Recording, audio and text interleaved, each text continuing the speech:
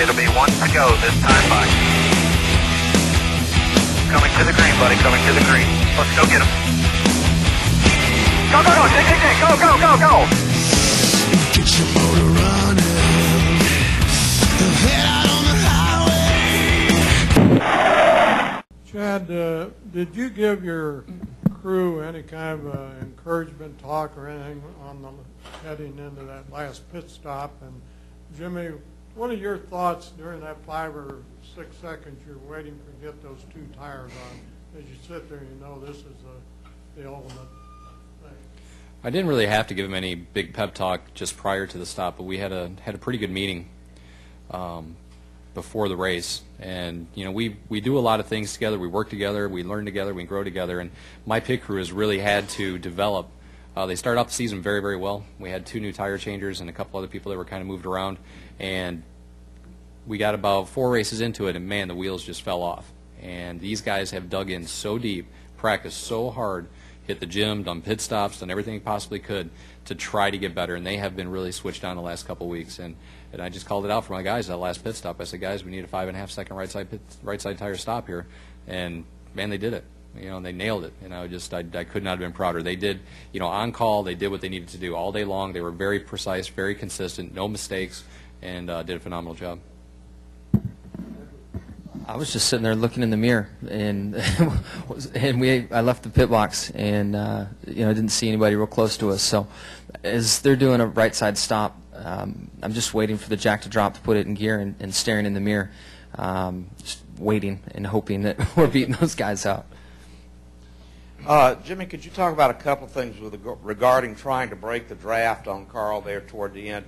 Because this is a flat track, is the draft way more of a factor here than kind of is generally recognized and known because of long straightaways? And also, where a lot of guys used to at Daytona would like really zigzag down the back. It seemed like you were cutting in, but you didn't want to cut back out. Was that to make sure Carl couldn't get under you going into the corners?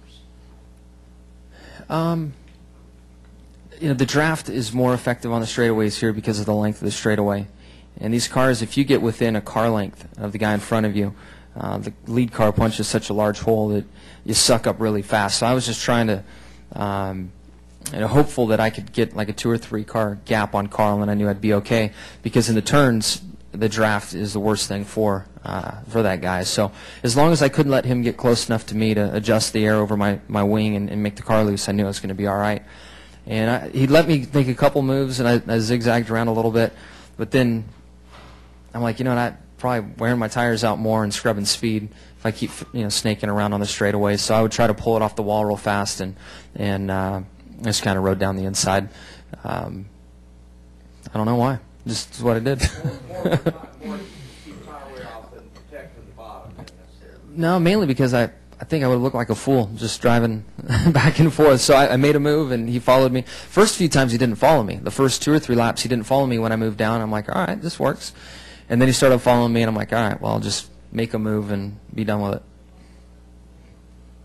it. Rick, I know they put a stop to it, but early on you had early on you had Dale Jr. I don't know if you know the answer to this, but he came in before the mandatory caution flag, and then everybody else came in. Was that a opposite strategy that you were maybe going to use throughout the day, just having 1 or 2 of your cars or something hit off sequence from everyone else? Well, he came in because he had a flat tire, I think, and then he stayed out because he had just, you know, so that wasn't planned. It was, you know, he was going to come in with everybody else, but he had a tire going down, so he had to pit. Dave Coleman, Milwaukee Journal-Sentinel. Jimmie, the Formula One race here from a couple of years ago is remembered as the race with 6 cars, not for who won it. Motorsports history is filled with that sort of thing, I'm sure. When do you think comes the point where people remember today as Jimmie Johnson's second Brickyard victory in 3 years, rather than that race that got all screwed up because of tires?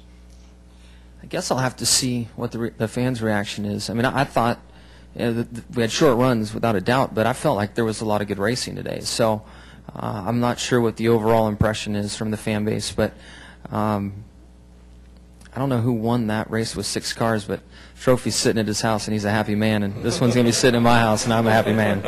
Still paid $1 million too, so. Okay, guys, congratulations. Great day for you. Thank you, everyone. Thank you.